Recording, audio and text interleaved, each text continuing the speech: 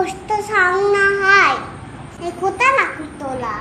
तो जंगलात गेला नकल तोलाला. चिकुला पाण्यात पडली.